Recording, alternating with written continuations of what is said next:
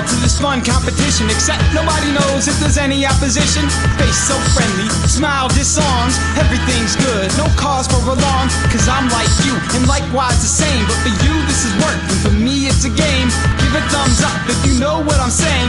Next round starting, believe that I'm playing. Introduction's not needed, been completed so to speak, since I always act familiar each and every time we meet. We're not colleagues, you've never even heard of me, but I'm just so polite and you're returning every courtesy. We're a perfect team, racking up a perfect score. Always have my hands full. Welcome to the Social-Engineer.org podcast number 47. Number 38. Number 38. Oh God. Why do we agree to this stuff?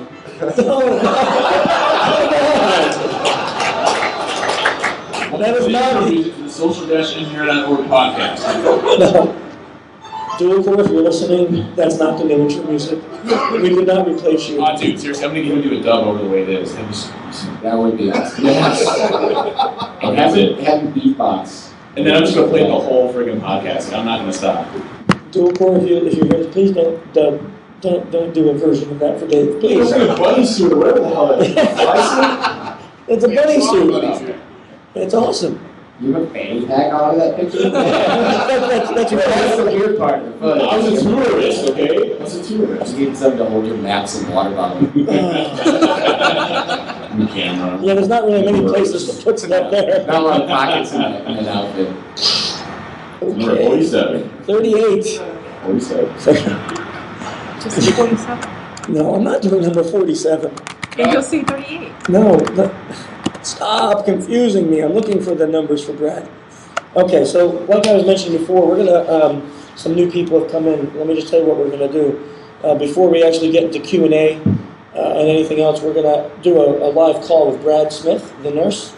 So yeah. So first, I'm gonna get Nina on the phone,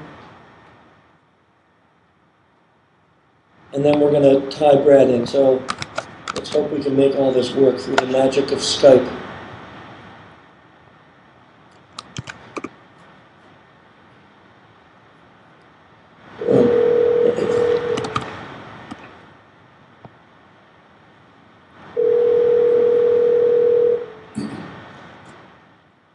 This is Nina. Hey Nina, this is Chris Hadnaghi. How are you?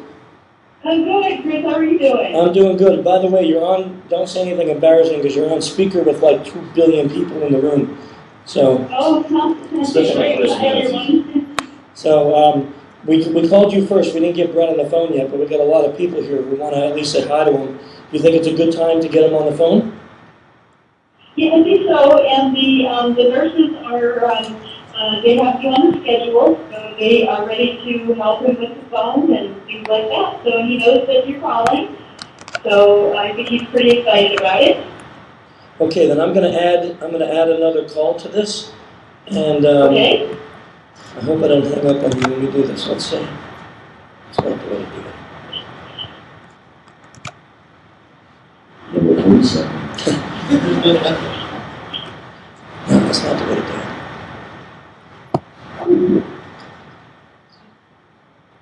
No, you're still there, right, Nana? Okay. Okay, let me just see. I gotta figure out how I add.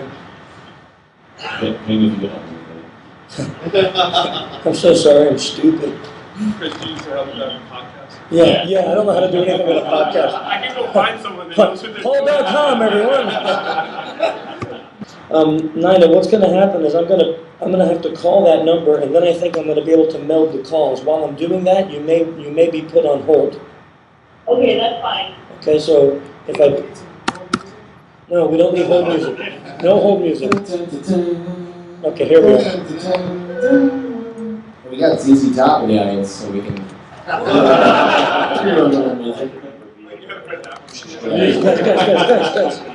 Hold up.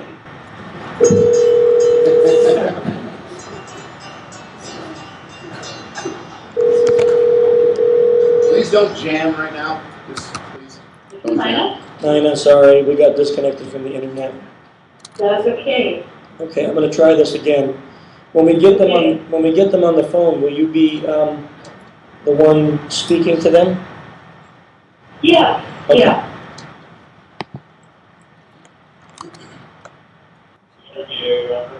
Hi, I'm looking for extension 2865, please. I almost feel like I should pretext and ask him for his password. Hi there, this is Chris Hatnaggy. We had a scheduled call with Brad Smith today. Excuse me, this connection's really bad. Are you on speakerphone? I am, I'm sorry. We had a scheduled call with Brad Smith today. I do not understand you. Now, Brad Smith is 4866, please. Can you transfer us? I seriously can't understand you. I hear a dog barking, but I can't. I'm looking at it. Bobby, this is Nina Smith on Brad's wife. He's in 153. Okay.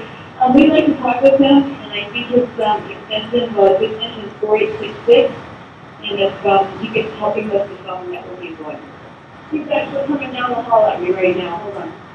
Okay, thank you. Thank you, Nina. Sure. Yeah. Well, Brad, I have the people that really want to talk to you on the phone. They're calling from one of the conferences, DerbyCon, and they just want to say hello to you. So will you say hello to everybody there? Hey, Brad. Brad, this is Chris Hatnaggy, and we got Ping and Dave Kennedy and about 100 other people that want to say hi to you. You don't have to say much. We just wanted to really tell you that we miss you and that you've been very sorely missed this year at all the conferences.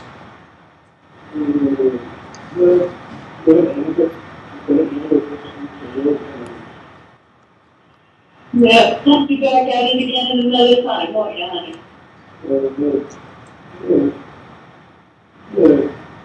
If anybody wants to say hi, come on down.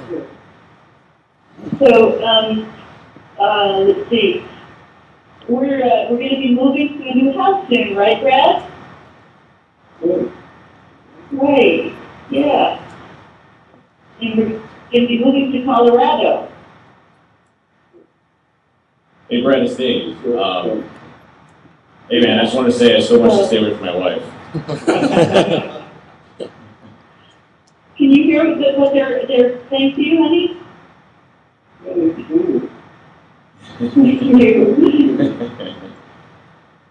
Yeah. Hey guys, how about collectively we all say hi, hello to Brad. I just want you to hear all the support you're getting here, Brad. I'm going to turn the mic to the audience and we're all going to say hi. Hold on one second. Hi,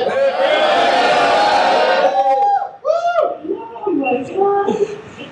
That's quite a few people here that really are supporting you, Brad and Nina, both of you guys. You're doing an amazing job, Nina, really taking care of him. That's great. It's who was it? Well, I can't even tell you all the names. There's so many people here.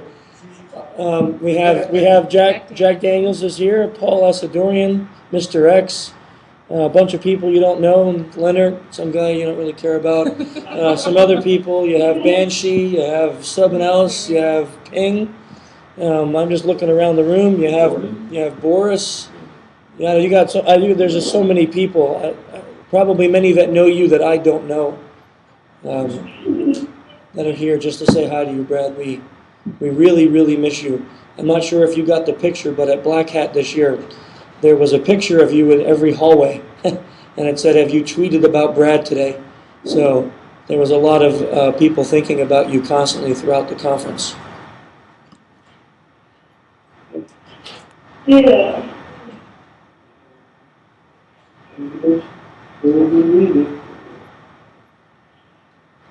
Yeah.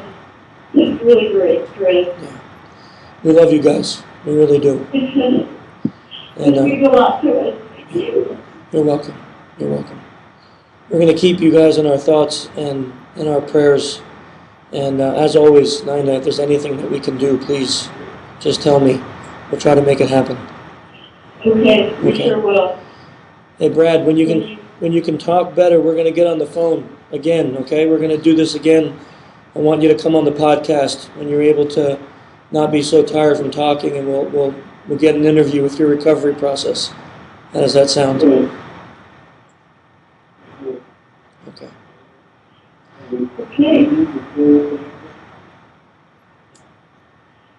Well, thank you, everyone, and I know that we'll be talking with you again, and thank you so much for all your support. It means a great deal to both of us, and without it, we wouldn't be able to be doing what we're doing. So You're welcome. we hope to talk to you guys again soon. Yeah, everyone wants to say goodbye. Hold on 1 second. Okay, guys. Okay. 2, 3.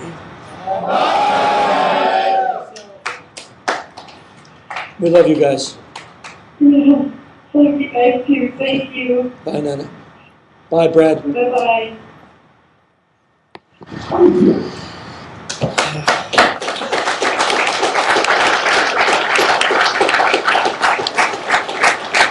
I think that was the most serious we've had Dave for about 10 minutes ever in the life of the podcast. It's about that monkey, Number 47, Bruce Martin. Yeah, I tell you, for us up here, us guys, I know Jordan never met him yet, had the pleasure of meeting him, but for us, Brad, and for those of you that know him, Brad is really like a life-changing individual. He's one of those people that you can be in a room of 5,000 people, but if Brad was sitting with you, you were the only person in the universe. And really the way he was. He would sit there and he would talk to you, and he had just a way about him of being calm, and he understood you, no matter what you were going through. The guy I shouldn't speak like that, I'm sorry. He is an amazing human being. And when he gets back to the conferences, for those of you that don't know him, I really encourage you to get to know him. Even if you just go up to him, shake his hand, sit with him for a few minutes, he's really a phenomenal person. We can all learn something from people like that. And I think it showed, right? Because of the community support, $21,000, guys. That's what we raised for Brad and his wife, $21,000. People came, get this, people came to social-engineer.org and put their PayPal or credit card information in my site and donated money to Brad Smith. Right? I mean, do you realize how much people must love him to come to that site and put their credit card information in? That's a special man. It's a special man. So, to everybody, to the whole community, thank you. Thank you.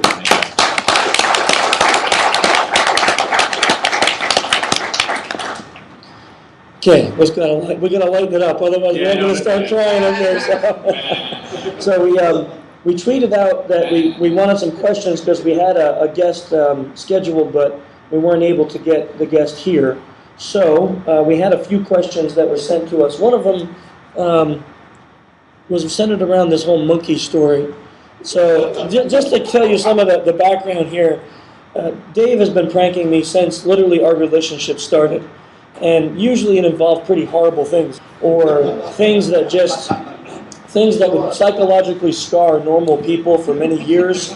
And there is terrible stuff, you know, and Dave has shown it all to me through the wonders of the internet and multiple times, and for some reason I constantly fall for it. And then, you know, we got into a little altercation a couple times, and he said, the first time you speak and I'm there at a conference, I'm going to prank you, and it's going to be horrible. And he promised me that I was probably going to cry and be scarred and whatever. And my family was going to come to this conference, and my daughter and my wife.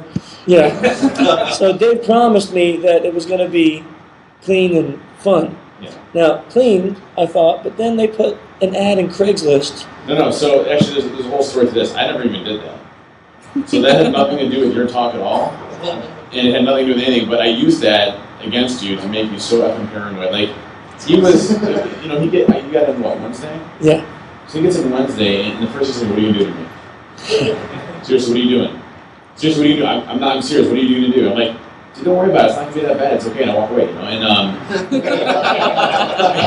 and then I see him, you know, grouching throughout the week, and his eyes are getting wider, he's like, got bags underneath his eyes, so I can tell he's not sleeping, you know, and he's like, I heard from a reliable source you're not going to do anything, and I start laughing, and walk away again. He's like, no, seriously, what are you going to do to me? You know, what are you going to do? What are you going to do? And then he says, it's not going to be that bad. Well, it's not going to be that bad for me. He goes, but I can't tell you what it's going to be like for you. And I'm like, come on, man, what are you going to do? What are you going to do? You were seriously worried, yeah. Which is good. I was worried. I was really worried because he's done horrible things to me. I mean, asking for help for a wireless card. He said, okay? I asked him for help with you have, but you've obviously been to the site. Yeah. What are you laughing at? For asking for other help, okay? I mean, these are the things that he's done to me. Don't ask what it is on the podcast. No. Dave, we're on the podcast. I'm not going to say the whole thing, but it's don't. very bad things, and it takes control of your browser and it hovers it around, so like your screen, so you can't close the browser. And it keeps going and hops around, and it's got a bunch of bad stuff. It's terrible. It's just awful. It's really awful. And then you know, I'll do a shortened version. Yeah. Some of you have heard the story, but then you know, 2.5 years ago at DerbyCon at Black Hat, he tells me that he wants me to go on the news for him. It doesn't make sense, right? So out of all the people that he knows, I'm the guy he wants to go on the news for him. So I don't know why I even agree. I get dressed, I come downstairs, and there's a limo in front of Caesars. And I'm like, I just know in my head that he's going to take me to some warehouse, he's going to duct tape me, and there's going to be like some rabid donkey there that does horrible things to me. And, so I got to check that one out. And I get in the limo reluctantly, and Jim Elwood is with us, and I get in, and the taxi driver, you know, and I'm not saying anything about people who got weird deformities or whatever, but the taxi driver's got like this growth coming out of his ear that's like a fungus mushroom kind of, it was huge and disgusting. And I said, really? For a prank, you couldn't even get like a real a real limo driver? Like you get some guy who's all deformed? And I'm like, I know I'm going to an abandoned where it's like, no, I swear to God, man. So Jim even says at this point, hey, listen, you're probably going to prank him. Let me know my wife's coming in. I don't want to miss her at the airport for this if it's just like a horrible prank. So, you know, he's like, no, I swear. None of us believe him. I don't know why I'm even with him at this point. We pull into this abandoned strip mall. I mean, every store is closed and boarded up, and I'm like, oh, no, I'm going. It's so bad. I'm like, what, do I run? Do I open the door and flee? Like, and I'm like, Dave, please, Dave, don't hurt me. Please, Dave. You know? And he's like, no. And this is his famous statement. It's okay. Which I still hear in my nightmares. We get to this place, and it's like, it looks like an abandoned building. We go inside, and it's a TV facility, and I'm thinking, this is one elaborate prank. Man, Dave, like, seriously, this is ridiculous. How much money did you spend on this prank? We get in there, and we were like 5 minutes late, and the guy rushes me into this room. They shove a mic up my shirt on my ear. Before we get there, so Chris is literally dressed in a t-shirt. Yeah. He hasn't shaved, so he's like all raggedy. Yeah. He's got bags underneath his eyes. He hasn't been sleeping. His hair is all messed up. Yeah, He looks like a serious. because I didn't believe him. I didn't believe anything he says. And then I'm like, Dave, if this is real, what am I talking about? He goes, WikiLeaks. I'm like, what do you mean I'm talking about WikiLeaks? What the heck is wrong with you? I don't want to go on national news and talk about WikiLeaks. It's Fox News Live. So that. Right, Fox News Live. So I'm sitting there, and they're like, I think it was a Brett News. This thing comes up, yeah. This thing comes on the earpiece, and it's like, please say your name. I'm like, Chris Hanagi. And they're like, it's like Chris Hanagi. Yeah. And then they're, you see him looking like this is like. Yeah, and then they're like, sir, take your glasses off. There's a glare. Now I can't see anything. I'm just like this. Right, and this is me, and I'm like, and then I hear 10, 9. I'm like, Jim, what do I do? He goes, lie. And I'm like, no, dude. I'm like, what do I do? And that's like, I hear 5, 4. He goes, just stay neutral. And I'm like, so it comes on, they're like, we're here with hacking expert Chris Hanagi. I'm like, hacking expert? You know, what the heck? I haven't shaved, my hair's like I'm wearing a social engineer t-shirt. I'm sweating, and this is the first scene. Me looking like this, and they're like, they dance it, like, you can see, I think we got the Fox News clip. Yeah, Roger, I'll put it on social-engineer.org, so it's you up see there. it, like they turned him, he's like, Yeah. So they pan over to me, and the first. Pull up the clip. Pull up the clip. Yeah. Okay.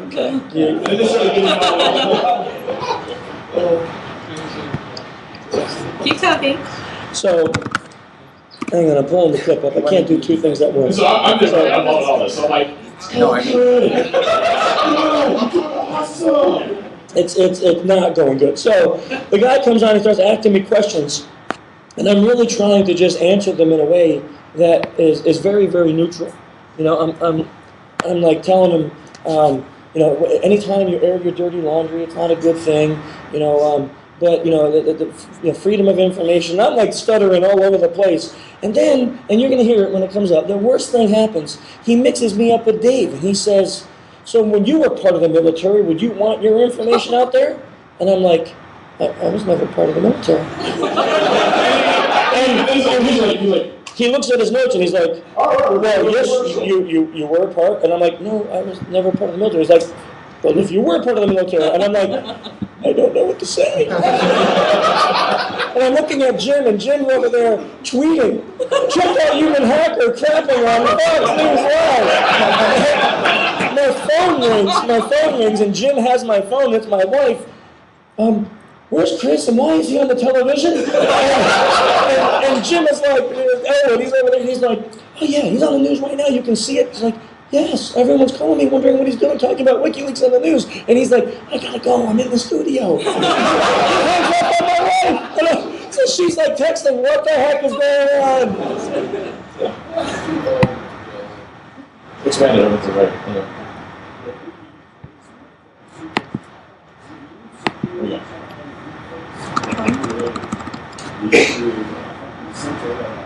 Convention in Las Vegas. It's called the Black Hat Computer Security Conference. Retired General Michael Hayden was former CIA chief. Warning of the conference. This is so terrible. Secrets pouring through WikiLeaks could sabotage intelligence sharing. He also warns that could have very dangerous consequences in the post-9/11 world. Chris Hadley, he is a hacking expert. He joined us. That's me crapping my pants. Okay?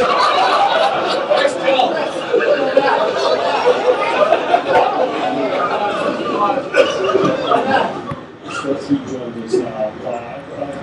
First of all, we think that the government is extremely strong hacker protection, leak protections network, and so on. It was the Defense Department, after all, they invented the internet.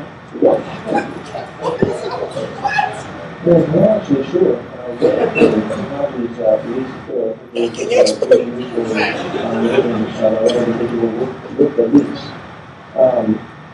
The information being out there really has both positive and negative effects in my opinion. You don't know really better, right?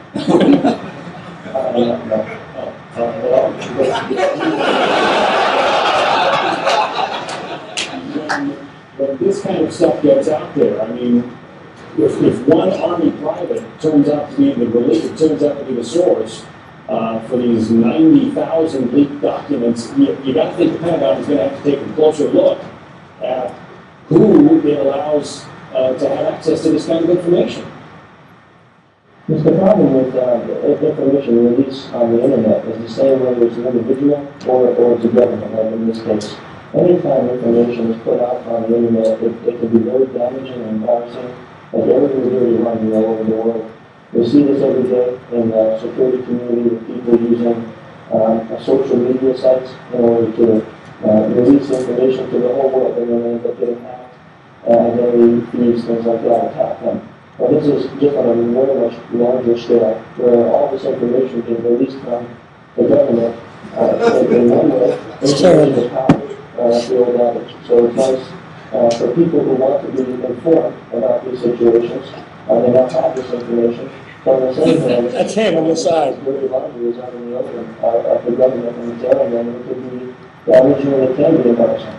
Chris Hadley, the hacking expert.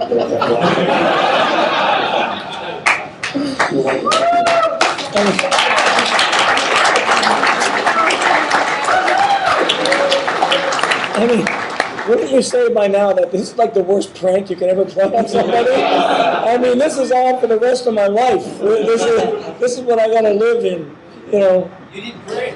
Yeah, thank you. But Dave, why did you have him go on instead of yourself? That's Hacking expert Dave Kennedy. Actually, a long story. The former company I worked with, the corporate communications denied me going on. I had the opportunity, so they denied me from going on. So I called Chris at it was like, I don't know, like 6 a.m. Yeah. What? And he hangs up the first time, and then the second time I call him back, he's like, I'm like really serious, like seriously, you're pranking me. I'm really gonna kick your butt. I'm like,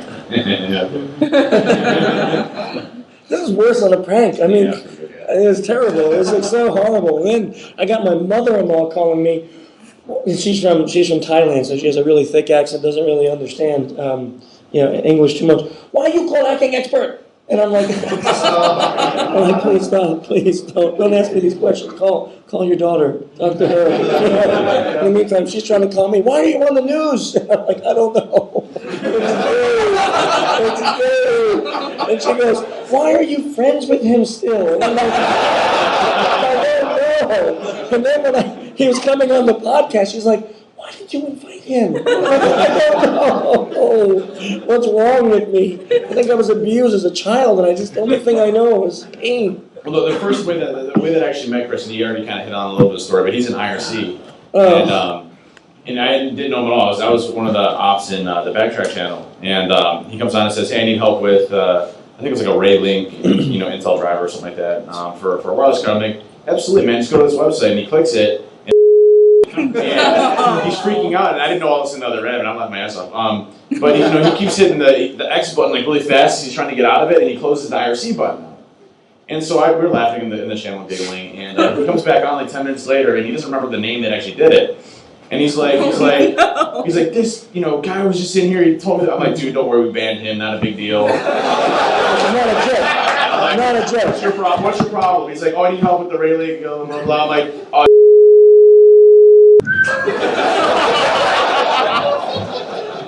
So then we meet up at ShmooCon for the first time in person, and I want to kill him. I had rage. Like, I actually said to him, "We're gonna fight." I don't know who you are. No, you could probably beat me up, but we're gonna fight when we meet. So we meet at ShmooCon, and at this point he has no kids. He doesn't have kids yet, right? But I'm explaining to Mutz. Okay, you're not afraid to kill him. Yeah, I'm not afraid to kill him, and I'm explaining to Mutz. I work at home and my daughter's there with me a lot, and what if she was sitting on my lap when I clicked this link and it was like, mentally scarring.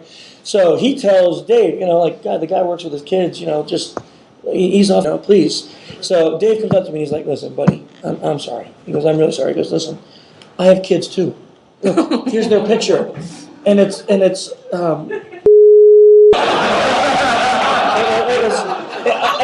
was like I had a gag reflex. And I went to swing and hit him, and he ran. I did. I went to swing and hit him, and he ran. And I'm like, I'm gonna really kill him. Like at this point, I'm enraged to a point where I can't even deal with the rage. And Mutz is there, and Mutz is like the real calm. He's very, very calm. And he's like, listen, you need to calm down. Fighting is not really good. And I'm like, I need to kill him. Like, there's just no option at this point. I have to kill him. And he says, look, let me talk to Dave. So he goes and talks to Dave. Dave's like, okay, listen, I'll take him out to dinner I'm sorry. And I'm like, I'm not going to dinner. I'm not going to dinner with him. He's a moron. And they're like, no, I'll go out to dinner. Mutz is like, let's go. He'll, whatever. So we get to his car. He's like, I'm going to drive. He's got this big SUV. And I'm thinking, I'm not looking at any of the screens in his car, because he probably modified them and they just flashed. He goes, Chris, take the front. You're the big guy, so everyone else sit in the back. So I'm sitting up front, and we go to dinner, and I get the con sickness like I do every time, and I'm really feeling not good, and I'm getting hot, and I'm thinking, oh man, I'm getting sick. I'm getting sick, and I'm sweating. I mean, he's got the AC on; it's like blowing on me, but I am dripping with sweat, and I think, I'm going to get sick in Dave's car. And if I get sick in Dave's car, I'm never going to hear the end of it. So I'm like sitting in the front seat and I'm doing one of these and I'm like rocking back and forth. And I realize when I rock forward, I'm not that hot.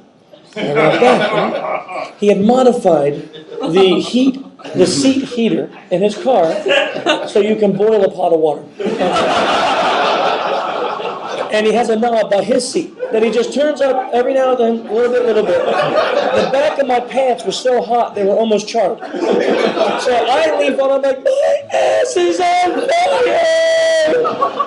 And he just busts out laughing, almost wrecks his car. And now I'm like, it's go time, mother! That's it! Now it's time! And he comes over and gives me a long, awkward hug that was like 3 minutes while he's like rubbing. And I'm like, stop! And I can't even fight him now. I'm on the ground like, my ass is burning and the rest kid. So the actual steak shop was only like 5 minutes away. We kept driving in circles over and over. I was dying. I'm like, Like, why? After all of this, I'm still friends with him, and he's on my podcast. What is wrong with me? Someone tell me. It's don't say that. Your mother-in-law is very smart. Yes, she is. So, Chris, Yes. you could summarize this as the first time you two met, your ass was burning. Anyhow,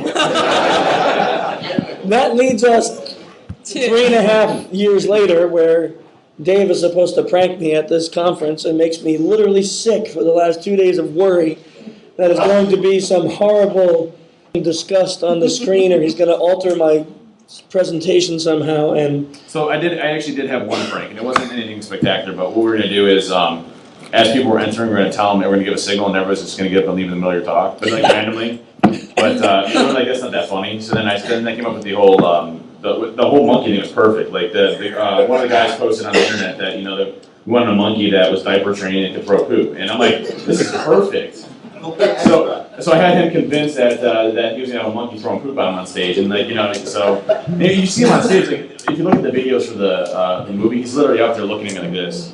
It's actually the same exact look as the box. Nothing different. It's actually true, unfortunately. Then I gave him a hug on the beforehand. Before, it was actually the kindest thing he's ever done, I think, is told me before I started speaking that there was no prank. That way I can focus and not be worried about some poop-throwing enraged monkey that's going to run out from backstage and hurt me. Anyhow, this has nothing to do with the podcast at all, but people were curious how... Number 47. Yeah, 38. Oh, God. Okay, so a couple of the questions that came in, unfortunately the one we can't all answer, but I can tell you briefly a little bit about, maybe some of you have heard, of course the people who asked did, after the social engineering CTF at DerbyCon 20, we had General Keith Alexander, the director of the NSA. He came into the room and he congratulated us on the contest, which I thought was pretty cool. After that, I got invited to go to the Pentagon and actually debrief 37 people on the social engineering CTF, which at first I really thought was still a prank from Dave. I didn't believe it to be true because it doesn't make sense, but I got called from someone in the Pentagon. They asked for me to come in. So I went in to the Pentagon and got to meet with 37 people. There was 4 generals in the room. 2 of them were 4-star. There was a Joint Chief of Staff, a bunch of other people. And they wanted me to debrief on what happened at the CTF. And then, amazingly enough, they asked for next year to have some different data sets as part of the competition. And I'm sorry? Yeah, it was kind of cool. So they asked for, one of the data sets they asked for was to log what the gender of the person being called is. So, if the caller was a male and he gets a female on the phone, then what's the percentage of success and failure versus, let's say, a female who gets a male on the phone or a female who gets a female on the phone? They asked for that data set. They also asked for age data sets. I don't think we can possibly do. But what was kind of cool is a bunch of them in there had the reports from the previous years printed out, and they had them there with them, showing that this is getting a lot more attention than I guess any of us thought that it would. What's going on right now? Okay. Just go with it, Jordan. As far as I'm going. Just go with it, Jordan. Maybe not. Anyhow, it was just kind of a cool thing to go into the Pentagon and have that experience there with the SECTF, kind of getting some nice notoriety with the contest, showing that maybe there's a little more concern about this than I had previously thought, or maybe any of us previously thought. Go ahead, Dave. How's the con going, Dave? The con's going great. Actually, well, how's the con going?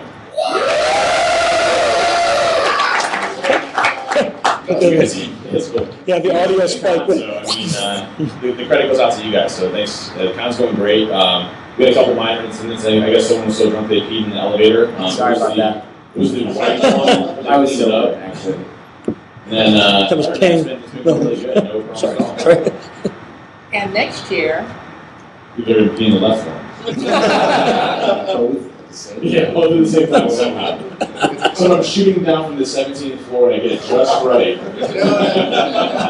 Do not give me speed.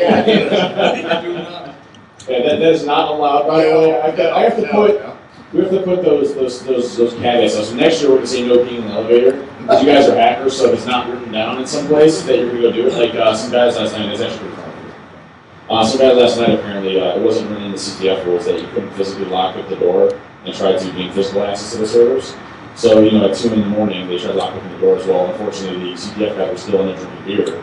And they had a rude awakening, so we got busted doing that. But so we put that in the rules now. So now we're thinking like, hey, no C4 on the doors, no air ducts, no ramming a truck into the side of the building and then stealing the thing. So we have to come up with every scenario now. But other than that, it's going great. So it's been fun. It's been a great time. How many people we got?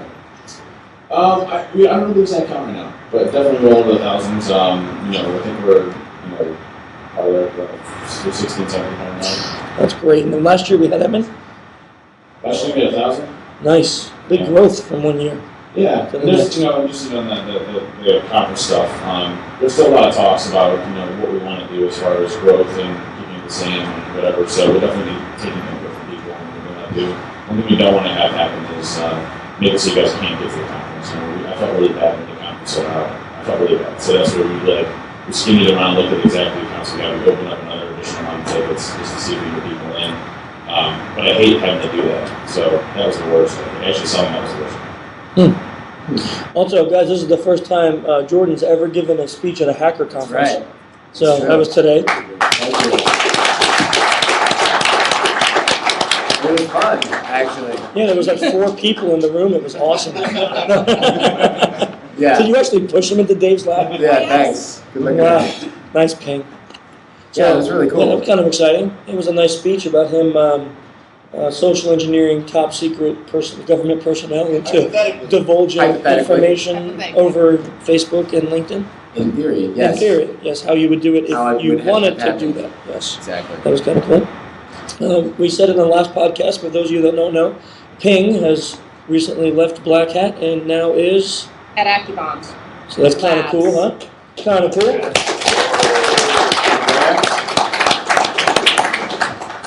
She's a janitor there. No, just kidding. I'm just kidding. Adult babysitter. Adult babysitter. Oddly enough, the same thing she does. I was about to say this. Yeah. It's like deja vu all over again. Yeah. But I think it's more fun here, isn't it? The pay is less here. Yeah. Crappy benefits on the podcast. Yeah. So anyhow, questions. We had some people said they had some questions for. Do you have TweetCast? Did you? I have to check my TweetCast somehow and. I'm sorry. You got a limo for me? Yeah, I'm not going downstairs with you. Go downstairs waiting for Chris and Nick. Go downstairs waiting for Chris and Nick. Yeah, I can share it. Actually, do you want to talk about your classroom? Sure, I can do that. Why don't you use the mic? Sorry. Podcaster. Sorry. Well, I need Paul to help. See, Paul, I need you. Speak into the mic. Thank you. Into this mic? Into that. Okay. Season pro. Thank you. Paul Asadorian from paul.com helping me with my podcasting skills. Thank you. Someday I'll be like him when I grow up. So our class, we had our first... He isn't all grown up yet. Where's that coming from? Oh.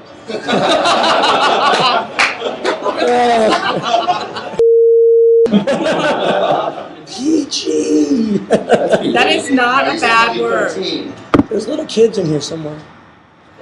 Well, the whole room is filled with little children. Yeah, and now they're going to all go home and ask their mommies and daddies, "There's music." So your class. Yeah. Oh, my class. Okay, so this was the first time that we had done a one-day version of our class because we didn't really ever plan to do a smaller version.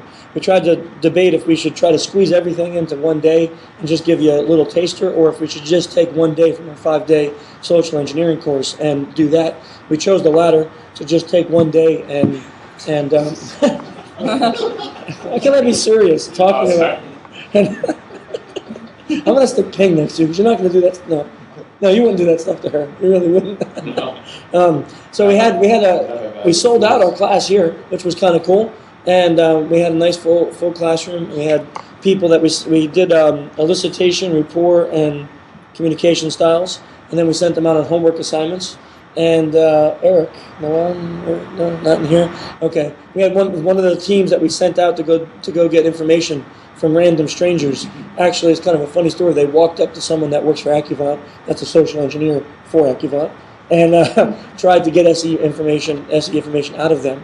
And he quickly knew exactly what was going on. So he reversed it and got him to give him his full name, birthday, and all that. And then the student's like, wait, hang on here. What's happening? And he's like, yeah, go tell Chris, nice try, but you failed.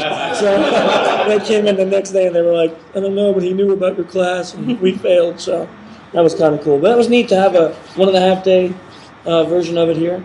Yeah, I think next year for the con, we're looking at doing it 2 for the days prior to the con. So maybe like a Wednesday, Thursday, and Friday or Sunday.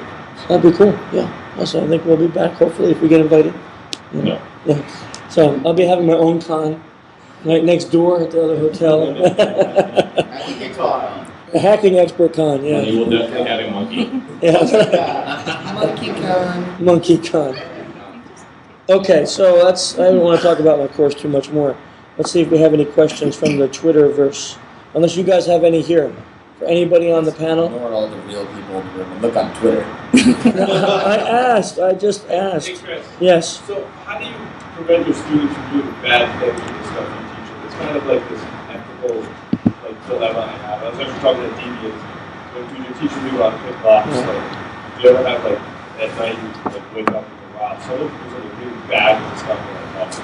Yeah, that's actually a good question. So for those of you who might not have heard it, Paul asked how do we stop students from doing terrible things with the skills that we're teaching them in the class, especially while they're in the class? Of course, there's no way to actually really stop them 100%, but the whole day, our theme of our class is that the targets should always feel better for having met you. So that's like our style of SE. It's never the manipulation, it's always the influence, never the negative, always the positive. Not always the deception. And not always with deception. I will admit that publicly.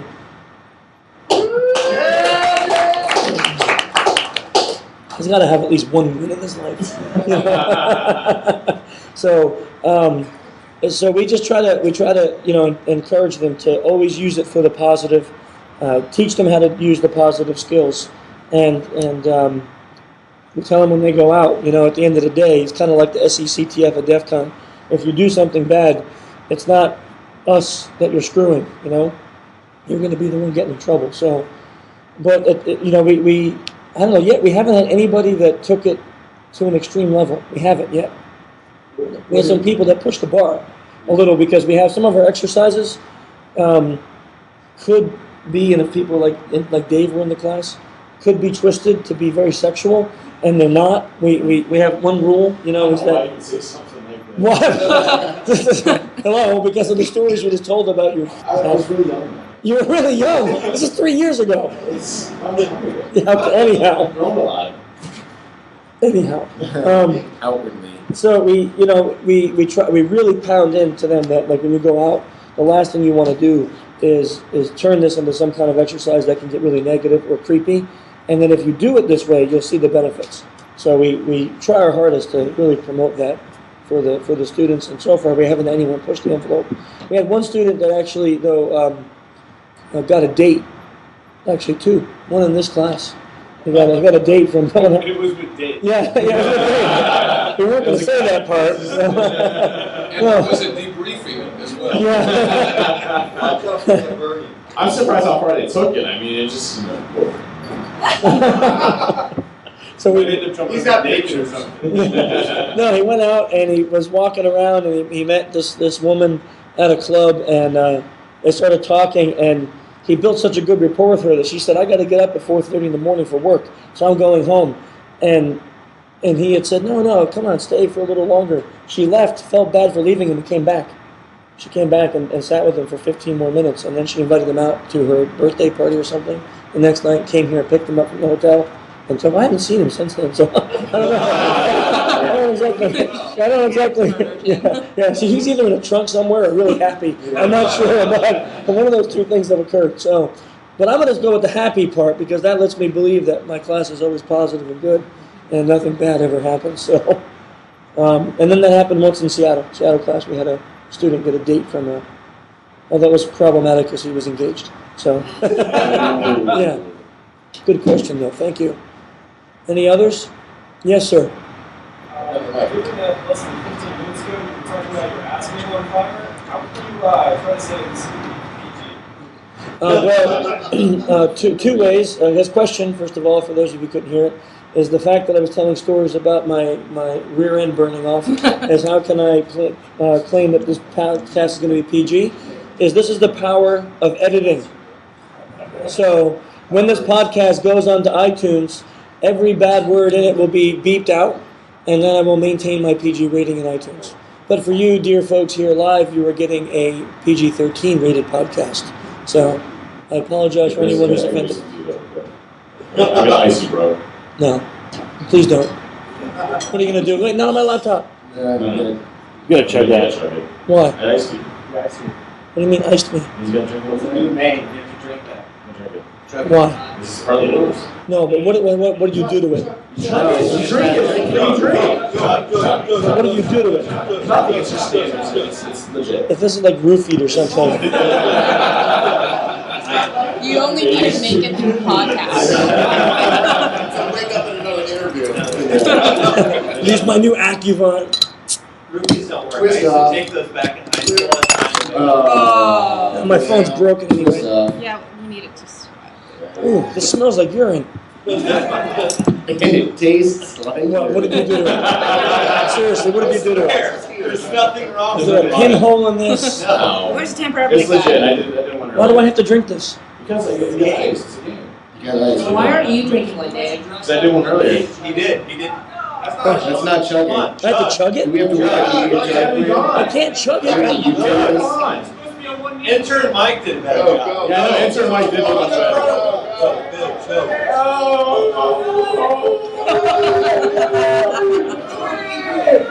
Come on. Number 47. You almost got two. You go.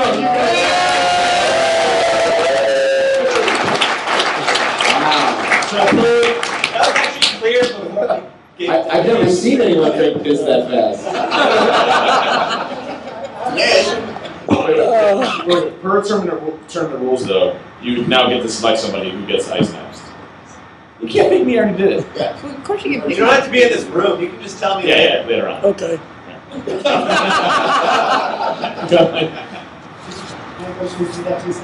Yes. We have a mic set up. But no. Have you ever thought about a class for kids? That's not how you use a microphone. His name is Mike, so. It's a very good question. So the question for the non-mic users was, wow, man, that stuff is like really. Oh, you're crazy. Let me talk to you about children. No. I lost them all out right there. What? Repeat the question. Oh, the question was, yeah, I got ADD strong today, guys. Yes, it tastes like urine.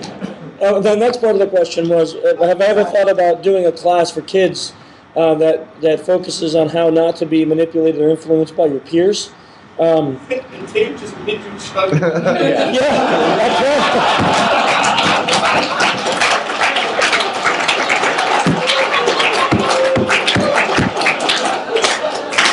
Shining example. I don't think that class is gonna work.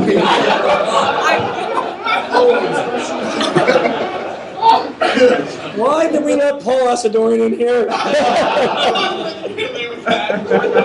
Remember, kids, So don't be like Uncle Drew. Thanks, Jack.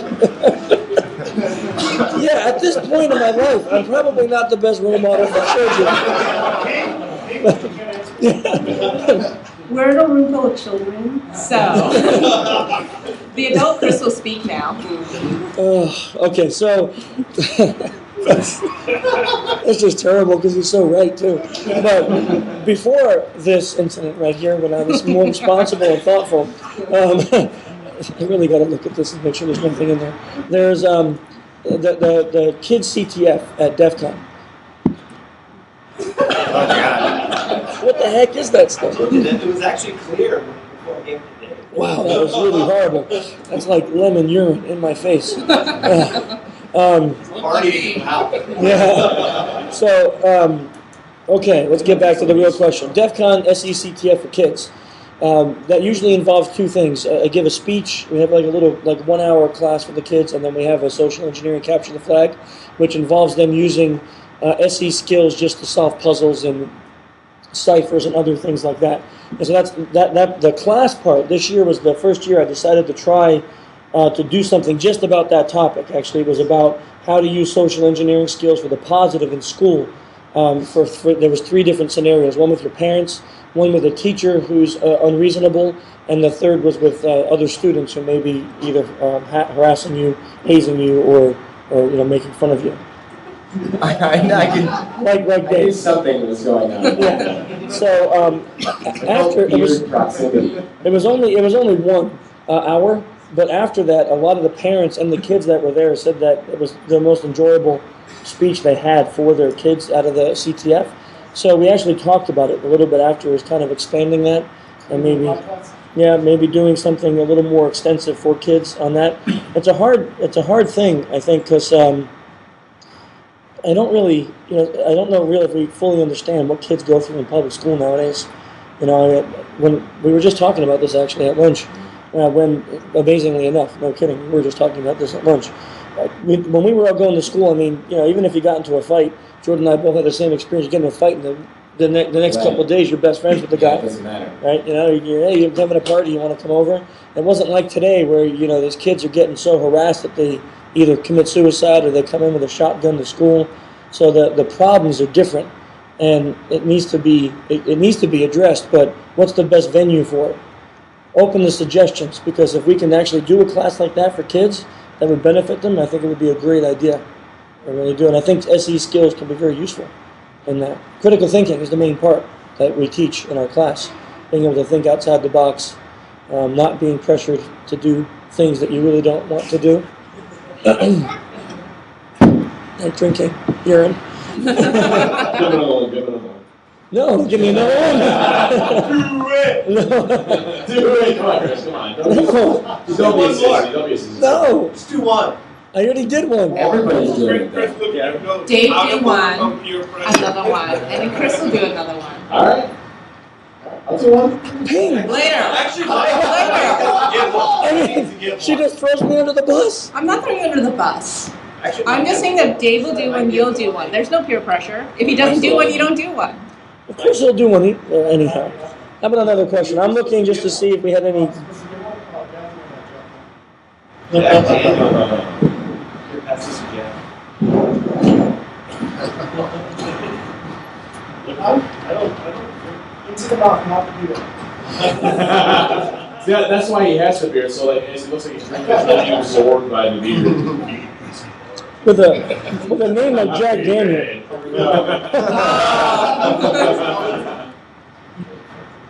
Jack does a better job. Yeah. Look at that. Wow. He's very seasoned at this, you can tell. Those are beer skills. Yeah!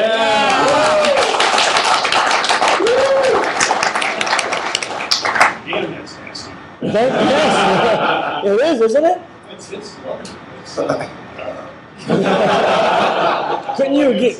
Couldn't you ice us with something better tasting? No, that's the point.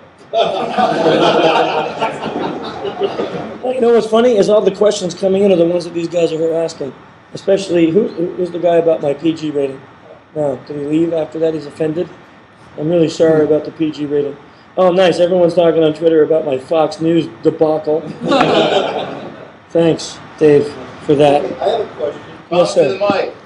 No, go ahead. How do you know what urine tastes like? Well, that's a whole. Yeah, that's another whole Dave story that I really can't get into right here. You said it tastes like what your smells like. Is that what you said? Yes, thank you, Trent. I like that guy right there. Tastes like what urine smells. He's the one that can use the alcohol. Yeah, well, he just saved me with a good idea. So, what else are we talking about, Penn? You don't. I'm asking you. You got all the brains. Well, Wow. I do agree with that. And the looks, too. Go. She's got all the looks and the brains, so she needs to come up with an idea. Ladies first. Go ahead, Dave. Well, It's his show. I want him to be able to crow about Derby as long as he can because you won't let him on the next podcast. I would let him all the time. You do not. You always forget. Forget? That's my feeling. What are you talking about? Forget? Half the podcast is you playing Bruce Last Hornsby. time you didn't even ask him anything to say. Oh my God. I can't believe, Ping, you're like against me here. This is I'm just speaking the truth.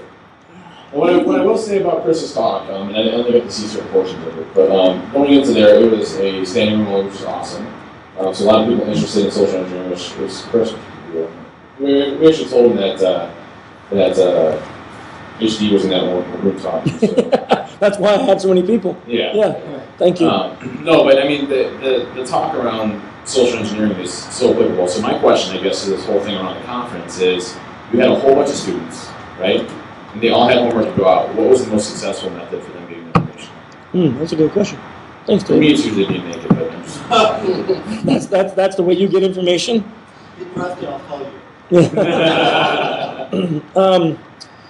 Well, the students that applied the principles from the first day, which is artificial time constraint, walking up in a non-threatening way and saying something like, I just have a quick question, and then having some kind of pretext, usually involving, because the goals, so let me just tell you the goals first. The goals were to get their full name, their date of birth, where they work, and they also had to pick a number from 1 to 35. We had a list of very personal questions, and each person had their own question they had to ask.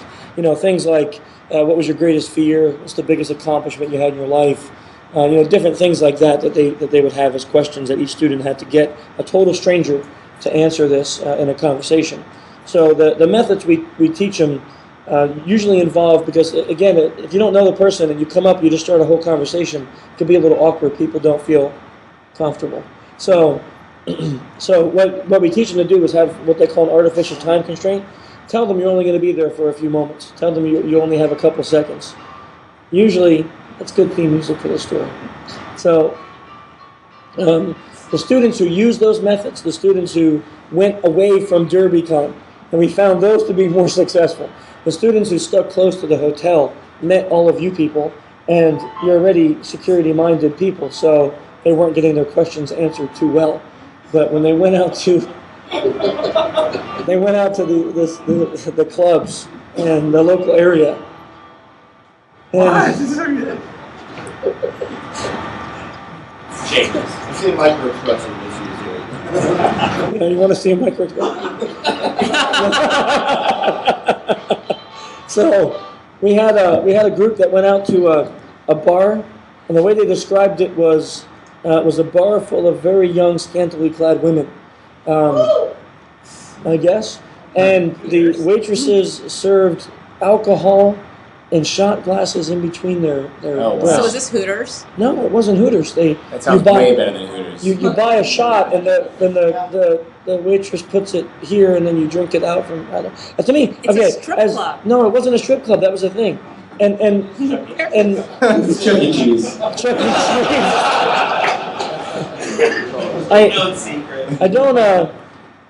I just think the idea of drinking out of a location where 35 other guys just put their lips and tongue seems like a pretty disgusting opportunity. So everyone else just drooled there. Let me lick there too. It seems not too clean. But anyway, this is where they went, and they had a lot of success there at this place, meeting people and getting to talk to them and getting all their information. Anyway, I don't know how we get on these topics. I would say, what was the most successful method? That was the most successful method, using artificial time constraint and usually having some pretext where they got them talking about something in their life for themselves. No, that was not the successful part, but it was. So overall, the whole thing though was the big success. It was the artificial time constraint coupled with asking them why. Why am I phone? Okay, so here. I really am the guy who wrote all the stuff about social engineering, but I don't understand why with Dave. I just don't get it. I don't understand. I really don't. I don't understand. I don't understand. It's okay. All right, audience. Dream podcast person to have to interview. Oh, good question for the audience. What was that? Who do you want us to interview?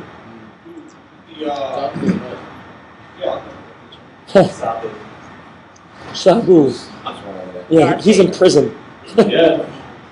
So I haven't seen much of his latest state of the other calendar, but the lady in New York that was doing the spreadsheets on Match.com, every time we took her out every couple nights from there and live food free for like a year or two. Yep, I remember reading that article. Yep. Find her and interview her. Yeah, she made it onto like CBS or something like that, the Today Show somehow. So she probably could be reachable to some extent. I guess yeah, we could toss that idea around. I'm not sure how much SE was involved.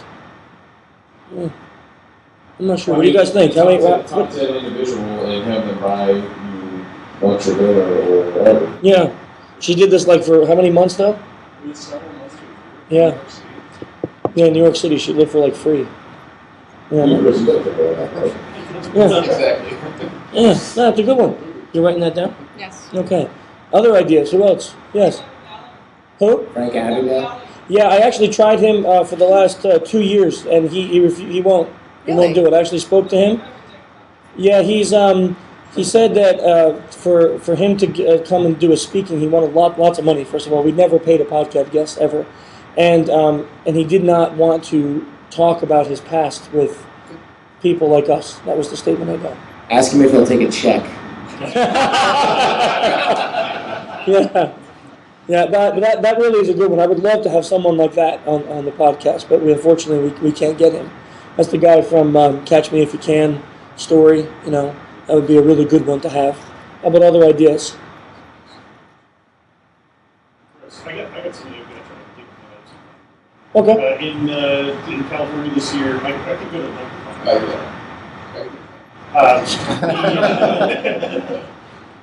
stopped at a winery. The sommelier at this winery, wine tasting thing, it took us a few minutes to realize what this dude was doing. He was instantly connecting with every group along the bar. And he would discuss, he was security because it was right after RSA. Mm-hmm. He was talking to whatever the other con was, and then the newlywed party over here, and he was just instantly drilled into you.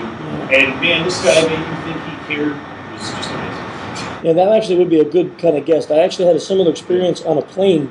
There was a male model? No. Stripper? Airline attendant. Thank you for the guessing. It really helped me a lot. A male airline attendant. And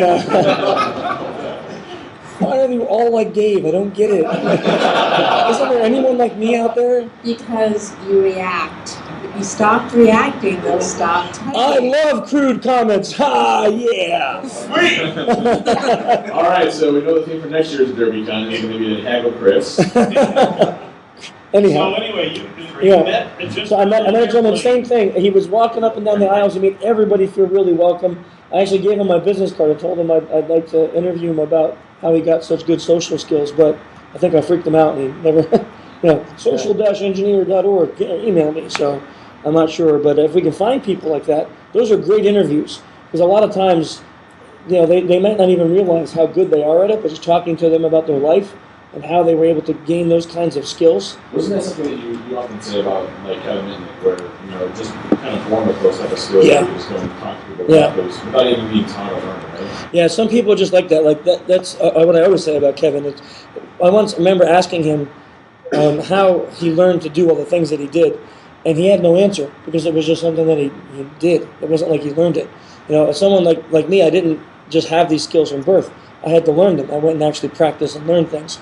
So it's always fascinating to me to talk to people who naturally have them because you can get to really dig deep and find out what it is that makes them such good influencers, why people really like to talk to them, or why they get people to open up.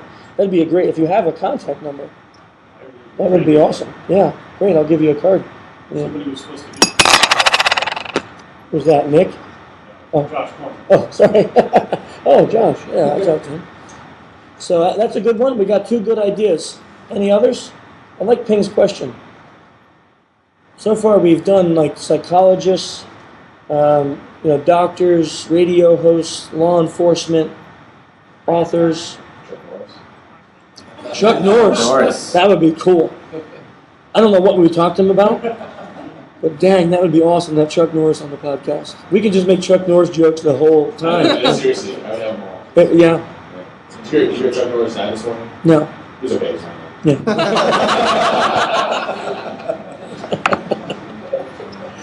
Anyhow, so if you come up with any other ideas, I think it's a good question from Ping. Email us. Let me know. Let her know. She's the brains. So what were the three? We had three. So, well, no, she said Frank Abigail, but we can't get him. Right. And then it was the lady who did all the keep people to basically pay for her lifestyle in New York. And then Jack's sommelier buddy. Oh, and Chuck Norris. How about Clint Eastwood in an empty chair?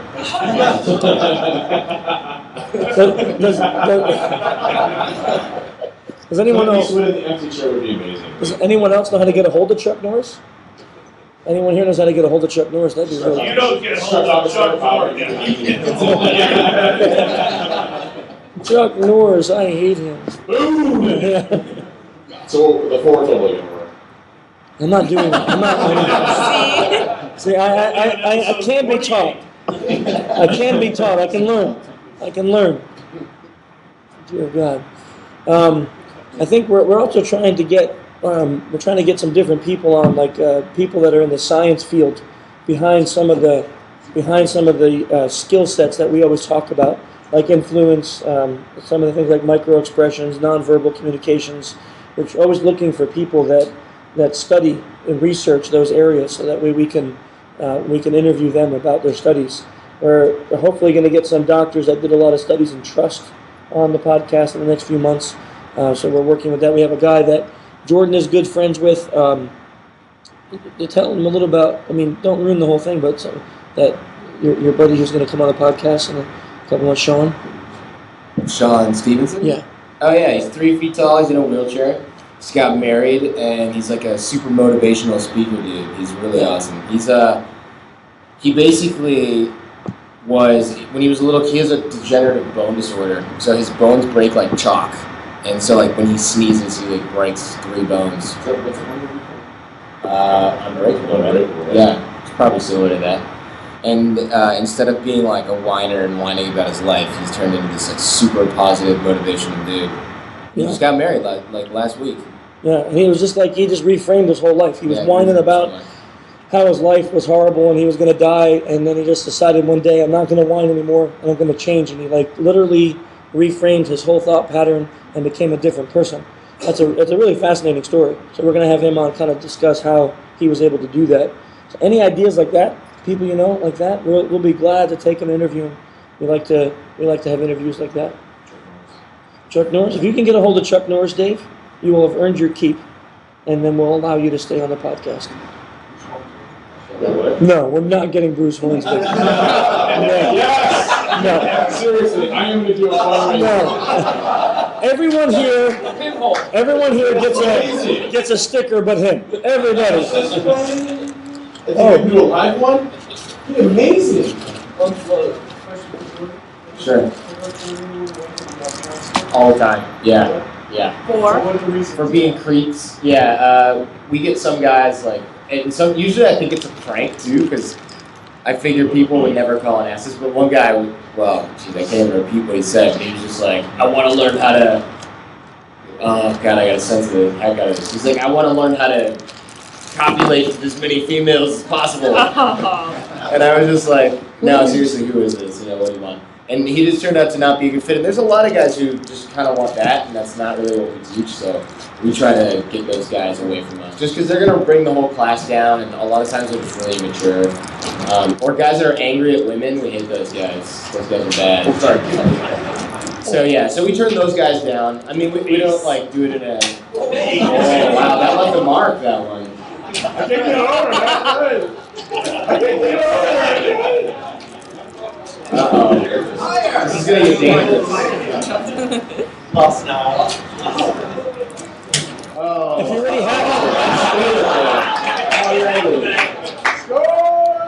If you already have one, just chuck it behind you. Make it that far.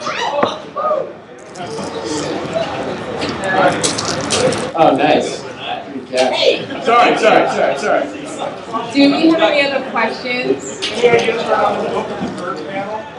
I'm sorry. Oh yeah. Any ideas for another book with the current panel? Yeah. So that was the question. One of the questions we had on the Twitter was if the four of us plan on writing a book together. As long as you do all the work, yes. And my answer to that is, heck no. Here would be. Well, the question.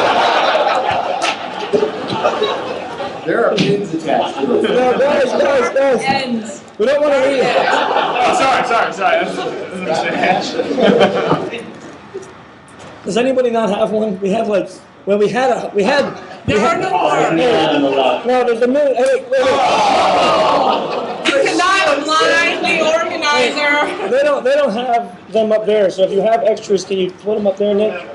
Here, Pass them up. there's one up here too. Share. Nick. Hey Nick, there's one up here on the floor.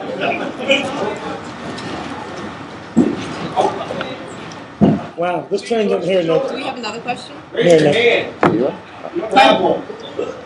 Yeah, go up there. Give them up there, Nick. Take them up to the.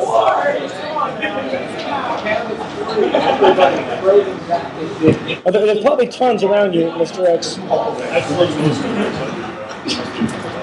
One of the other questions that came in is, I don't even know if it's really appropriate this time for this podcast. It's like actually a serious question, so why even discuss it? Does it turn into mayhem? Okay. The question. The question that we got, the one that we got there was from Twitter, but the other one was, how would you design like a work course for your work based on the social engineer book or other material? Someone's going to get blinded. I'm just. Like a workbook for the social engineering class? Yeah, no, like, hide behind Ping. That's really manly of you. Hide behind Ping. Just remember, I know everyone you know, and they all owe me favors. I wasn't hiding behind you. He did. I'm not. Oh, you looked at me. I'm a nice person. In general. Anyhow.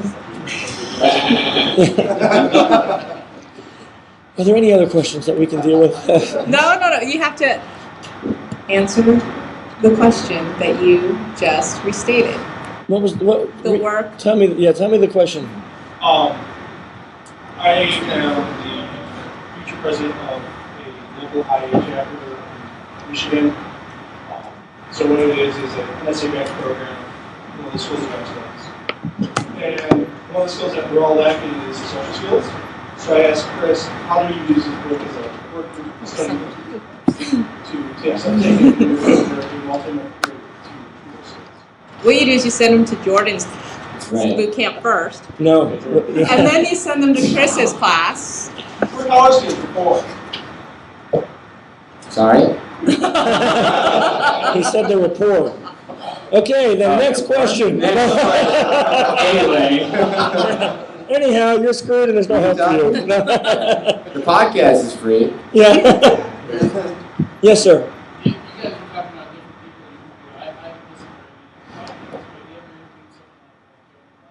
Yeah, we had Joe Navarro on about a year ago. Yep. He was awesome. Yeah, it was a really good guest. Matter of fact, Joe Navarro is the reason why I met Robin Dreek, who is now my partner in the training course. He's the director of the behavioral. Joe or Robin? Joe, yeah. He's actually really good at what he does too. So he was an excellent guest. Really helped out. Yeah, we're always looking for people like that have credibility in the market too. You know, not just people who say they know it, but like people like Joe or other scientists. Are you just I'm not ignoring his question. I'm not ignoring his question.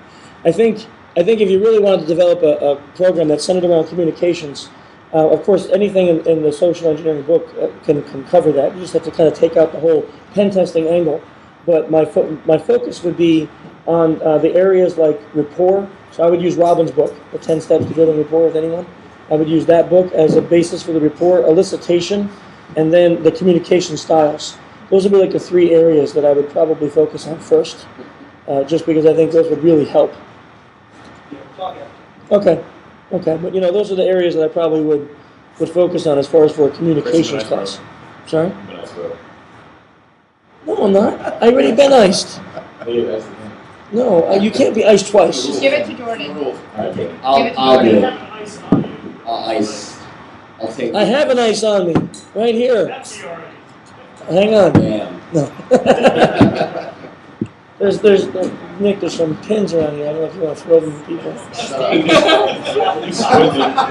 Does anyone here not have a pin?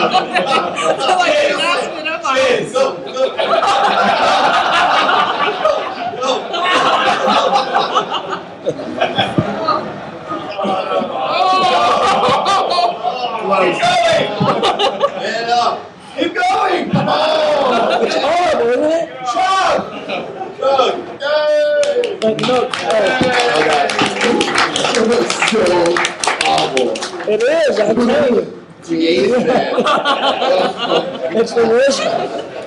But you like the wet It's look, like right? dog urine. Oh, I didn't even notice. Thank you. See, it's not me. It's not just me. That is the worst. Right now. So am I. That is the worst drink ever created by man. Oh my god. I would rather have a poo-throwing monkey here than that drink. I really would. So, Kids CTF for DEF CON next year, DEF CON 21. Yes.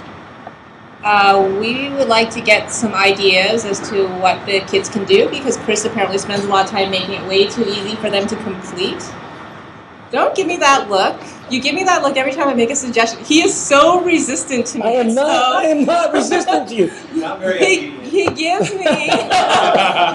it's like I have to hurt him in order, and like he feels his pain, and then like suddenly he's like, "Oh my God, this really worked! This is so awesome!" But it's like maybe that's a little accurate, but the point is, I do listen to you all the time. I didn't make it too easy. I thought it would be hard. I spent 3 months making the. I spent 3 months making those ciphers, and those kids cracked it in 2.5 hours. That's why you're going to open it up to the community and ask all of your peers to help you out. I am open to suggestion. I really am. I am open. You got a great idea.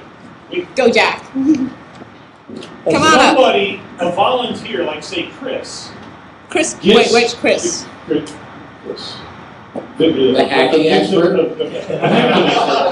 Gets himself arrested in Las Vegas. The kids have to pretend to be his child and talk to police. Letting him out.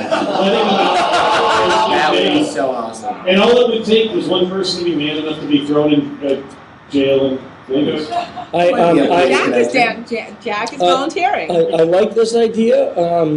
I just think if we replace Chris with Dave, that would be so much better. Since I'm the organizer, I need to gauge the kids and rate them on how they do. No, we'll be fine. It's just trying to hold things right. It's not a problem. They both get arrested. See who gets out first. Don't worry, it's DEF CON. You're bound to find somebody who's Yeah, that's true. Go ahead, purple shirt. Yeah, I'm getting that here. Yeah, that's coming up How long is I'm asking? So Baseball bats. Zoom? When social engineering fails, this is your tool. We don't want to be hurt. This is Johnny Long. Johnny Long, everybody. You don't know him.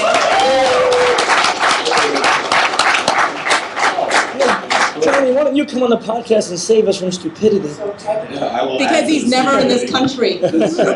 So, all right. So we had this great idea. One of our guys, since we're in Louisville, right, went down to the slugger factory, got these Louisville sluggers custom made with Hackers for Charity, DerbyCon 2012. Awesome. And we were going to have you guys, if you didn't mind, if you guys would sign it, like on the podcast. We're going to auction these off later. Heck yeah. And you can hang on to them if you need to bust up people. Well, I just need one. I need one. I just need one. But You just need one. Do you have a silver Sharpie? Wait, if we both have one, we duke it out. I'm with that. I'm good with that. Silver Sharpie. Got the silver Sharpie. I'm really good with doing Why did I know that. that's the question? So you can hold on to one for people that have really dumb Yeah, I just need to hit Dave a few times. That's it. Go ahead. That's awesome. So for your question about the idea Yeah, our poor guy up there too. for next year, is to have 20 minutes or half an hour, and that whoever gets the most money raised for HFC, making phone calls within that half an hour. $2. Okay, so like a fundraiser? Where's the SE in that though? They have to get to make money. They do phone calls. And get money those pictures. So hang on, I just got a question about how Johnny Long feels about us making child labor to raise money for HFC. For a good cause. Yeah. sorry. So one of your pretext, children, is you can go out and act like a poor beggar and raise money for HFC. Oh, that's a good. Okay, we'll take the idea down. No, it's a good. We're taking every idea down. Okay, we are sorry that Dave interrupted you before. He's a moron. So there's a lot of shows in Las Vegas. Johnny, when will you be up from? So starting when? Now. Yeah. So try to get backstage. See if we can get backstage at any show in Las Vegas. Get a picture? Talk your way. It doesn't have to be. Careful because they'll smash The top ones and the biggest celebrities. See if we can talk your way. Talk your way to get backstage. Get a picture with whoever. I actually like that. I like that idea. The hard part is for the kids CTF, because all the ideas that we have are not bad. There's a couple problems. One is we're of course not babysitters, so what we require is that the parents are always with the kids. Right? We don't want to, unless the kid is old enough to be by themselves. One of the rules of the contest is you cannot leave your child, because there's absolutely no responsibility we want for any kid to something happens. So. When the CTF, I say it's for kids, but it also means that the parents are with their kids for the whole time that we schedule the CTF. So if those parents like to go do other things at DEF CON, when they say yes to taking the kids out, their DEF CON dreams are done, right? They have to stay with the kids the whole time. So the last couple years, we always centered it around puzzles and cracking ciphers and talking people into doing things. And what I figured would be a nice long day usually took between 1 and 3 hours.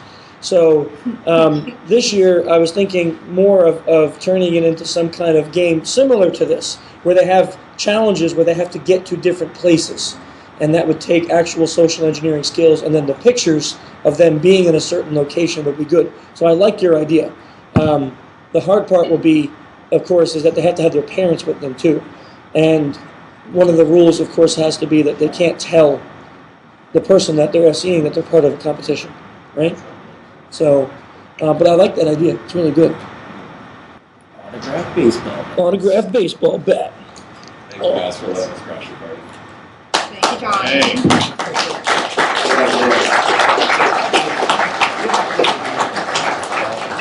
Oh, good to see you. Jordan. You want to shake my hand? So we're going to tweet this out at DerbyCon, Jordan. So as many of you that can retweet it as soon as you post it, that would be awesome.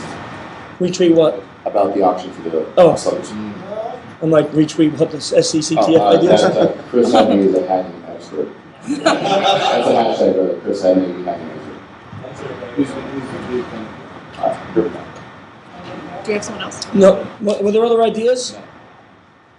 Hey, sit back down. No, just kidding. I'm kidding. She actually turned around. What are your names? Yeah. I know where you live. I know where you live. Give me your badge. No, sorry. Sorry. Yeah. If you didn't get one, come get it, and don't let Mr. X get it back. Yeah, no, don't go attack her and take it back. So, yeah, I probably should wrap it up unless we have another question right here. What are your thoughts on the disc model, and have you ever had anyone to interview? Yeah, no, the DISC model I use. So I use that in my class. So DISC, what if he's referring to with DISC is a DISC. It's a communication style personality assessment that's used by the government and other corporations like Microsoft and other big corporations use it. It tells you about what kind of a communicator you are. So whether you're a dominant influencer, a supporter, or what's the C? Conscientious communicator. So the DISC assessment helps people to determine how they communicate and how they communicate better with others.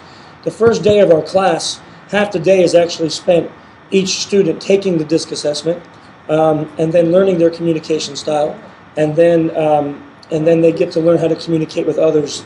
And a lot of the assignments we give them are based on pairings of people in dissimilar disc patterns. So that way they get to learn these different traits. So the whole week is kind of based on this assessment. So of course, knowing that, I believe in it fully. I think it's really, really effective. We actually had one student in a class that's from a major corporation that told us that afterwards that they make every employee take the DISC assessment, and then they put, they have these like fuzzy dice, but they have the letters on it. So you have a main letter, like I'm a D and an I, right? So you have a D and an I, and they take the fuzzy dice, and in your office, in the corner, they put them right in the office. So the power for that is when you walk in somebody's office, I know exactly what you are. I know how to communicate with you. Okay, so you do that too. Yeah, that's excellent. That's excellent because it's a really good idea. Because it's not like a psych profile. You're not telling anyone personal. You're telling them how to communicate with me better. So I like that. The only person we had on the podcast that we talked about it with was Robin. So my partner in the training. He's certified DISC trainer. And then he certified me by putting me through the training course and allowing me to be able to do that. So I haven't yet had like the creators of DISC or anything like that on the podcast, but please, yeah, if you have someone you could put in touch, I would really love that. That'd be kind of a cool guest to have on the podcast. Yeah, especially since I use it so much in the course, it would be nice to have that. Thank you. It's a good question and suggestion. Any others? Okay, well, last thing, first of all, I want to say thanks everybody for coming in, especially for the call with Brad. I can't tell you how much that meant to Nina. She for those of us that maybe haven't followed the story or don't know, they had to sell their house because the house that they lived in, they weren't able to get Brad in and out of it because he can't walk too well. He's not mobile. And the facilities where he needs to recover were nowhere near their home. So she sold her home and she packed it up by herself and she moved to another state to support Brad in his recovery. This is a woman that's given up everything, basically, to support her husband in his recovery. So when we support him and we show the kind of love and support that we did today, you heard her crying on the phone, and it's because it really moves her because she has never been part of our community. She's never been part of this. I think she only came to one con once in a while with Brad, not too often. She usually was working. So she didn't know what to expect. She didn't expect anything, actually, when this happened.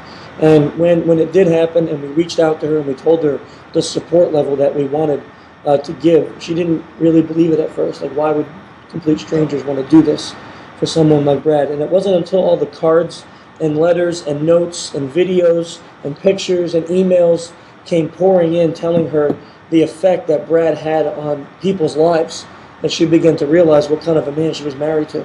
And that really affects her. And when we do like what we did today, it's something that all of us should be proud about because maybe, I don't know what it will do for him, but she's under the firm belief that positive reinforcement helps his recovery each and every day. So when we do this, I think that we're helping him recover. So just a major shout out to everyone in this room that came in here and joined us in for that call. Thank you for supporting us with that. We really, really like to do that for Brad.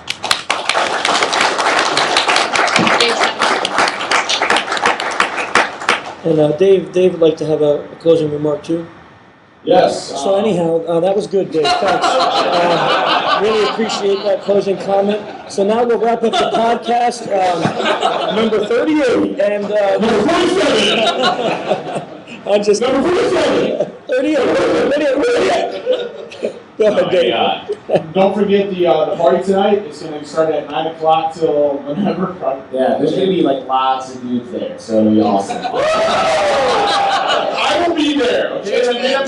No, there's like four girls at the conference, and they're all married already. No, we have boys spoken for like 12 different dudes. Everyone should be very nice to Erin, Dave's wife, because she actually made this entire conference possible, and I've been in her position, and I've done what she's doing now.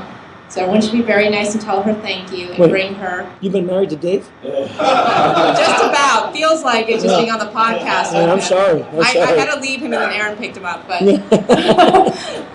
everyone should find her and tell her thank you and make her life comfortable by bringing her food and coffee and tea and all the nice things that everyone forgets to do for the actual people who get to work them.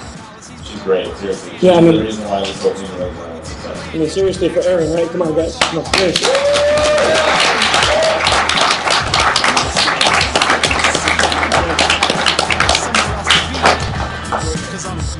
Yeah, we're gonna ice it. Oh, that's what it is. Welcome one and all to this fun competition. Except nobody knows if there's any opposition. Face so friendly, smile disarms. Everything's good, no cause for alarm. Cause I'm like you, and likewise the same. But for you, this is work, and for me, it's a game. Give a thumbs up if you know what I'm saying. Next round starting, believe that I'm no signal, my battery is finished. Hey, could I go and use your phone for a minute? Thanks, yo, I had to make a call to play it down while my rootkit X filled your data to the cloud.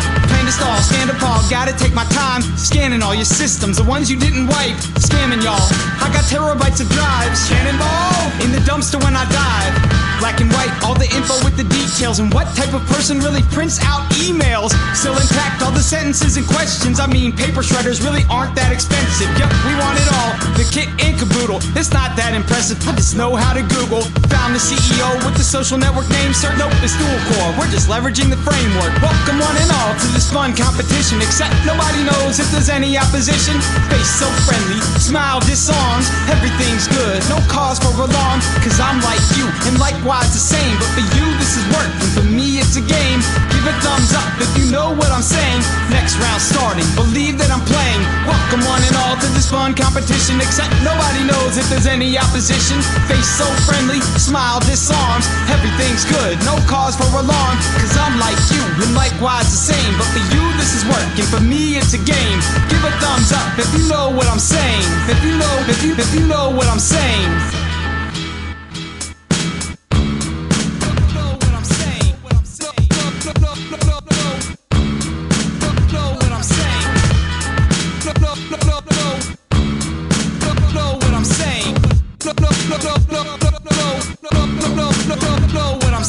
Welcome one and all to this fun competition. Except nobody knows if there's any opposition. Face so friendly, smile disarms. Everything's good, no cause for alarm. Cause I'm like you, and likewise the same. But for you, this is work, and for me, it's a game. Give a thumbs up if you know what I'm saying.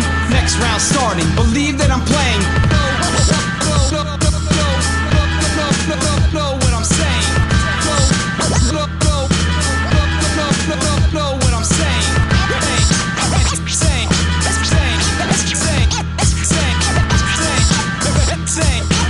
Give a thumbs up if you know what I'm saying.